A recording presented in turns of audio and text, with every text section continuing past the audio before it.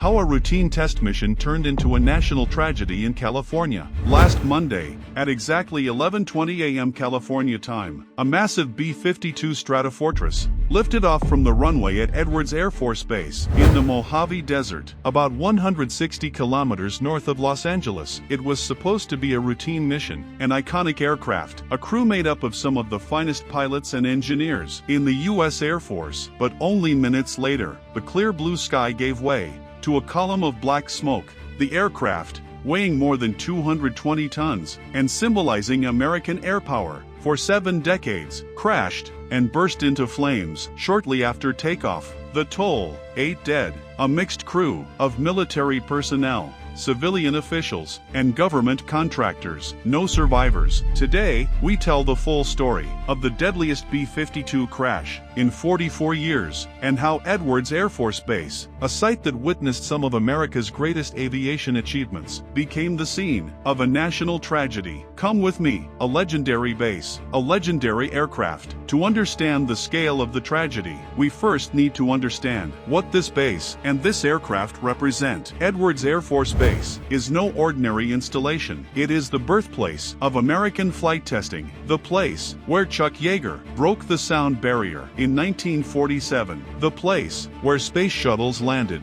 the place where nearly every aircraft entering U.S. Air Force service is tested. And the B-52 Stratofortress is no ordinary aircraft. It entered service in 1955, more than 70 years ago, yet it remains one of the pillars of America's long-range strike capability. It can carry more than 32,000 kilograms of weapons, including nuclear payloads. It can fly at altitudes exceeding 15 kilometers, and with aerial refueling, its operational range is virtually unlimited. Before the accident, the U.S. Air Force operated 76 B-52 aircraft. On Monday, one of those icons became a field of burning wreckage. Who was on board? The crew was not made up solely of military personnel. It was a rare combination of specialists. According to Colonel James Hayes, deputy commander of the 412th Test Wing at Edwards, the aircraft carried a mixed team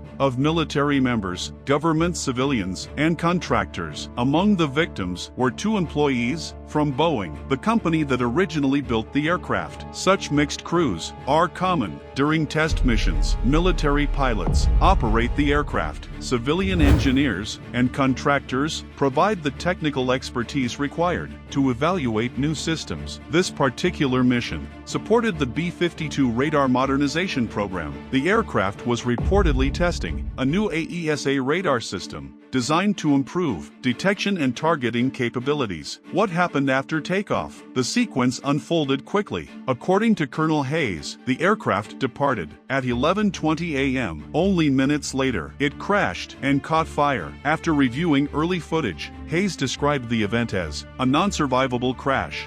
Aerial images, broadcast by television stations, showed a massive black burn scar across the desert, roughly the size of a football field. Smoke continued rising. 4 hours. The airfield was immediately closed. Incoming aircraft were diverted to other bases. Visitor access was suspended. Officials later confirmed that the accident remained fully contained within the base and caused no injuries outside the installation. Why did it crash? That is the question everyone is asking, and the honest answer is simple: we do not know yet. Colonel Hayes said the investigation could take as long as 6 months, but aviation experts already have theories. Aviation safety specialist Jeff Gazzetti told ABC Australia that he suspects a flight control failure. Possible causes include maintenance errors, catastrophic engine failure, or a malfunction involving the new radar system. Under testing, he explained, "I believe it was definitely a control problem. Whether it involved an engine failure, flight controls, or the new test equipment, I can't say." He also noted that flight testing is inherently more dangerous than normal operations. That is why test pilots receive specialized training. A history of tragedy. Despite its storied history, Edwards Air Force Base has seen accidents before. The last fatal B-52 crash occurred in 2008 near Guam, killing 6 crew members, but Monday's accident was the deadliest since 1982 when a B-52 crashed during training near Sacramento, killing 9 people. For a platform that has served for generations, such losses carry enormous weight.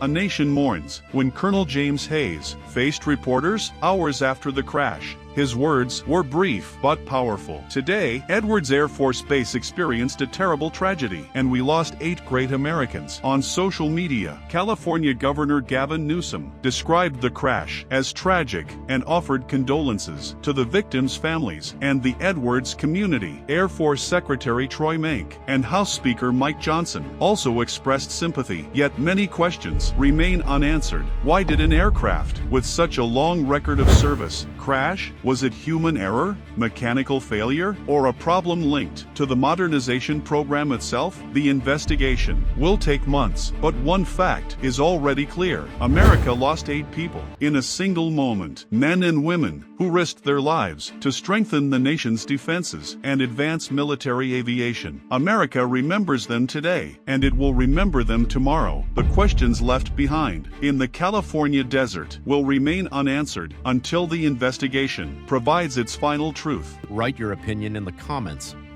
Don't forget to like and subscribe to the channel and turn on notifications to receive all our new videos. See you in the next video.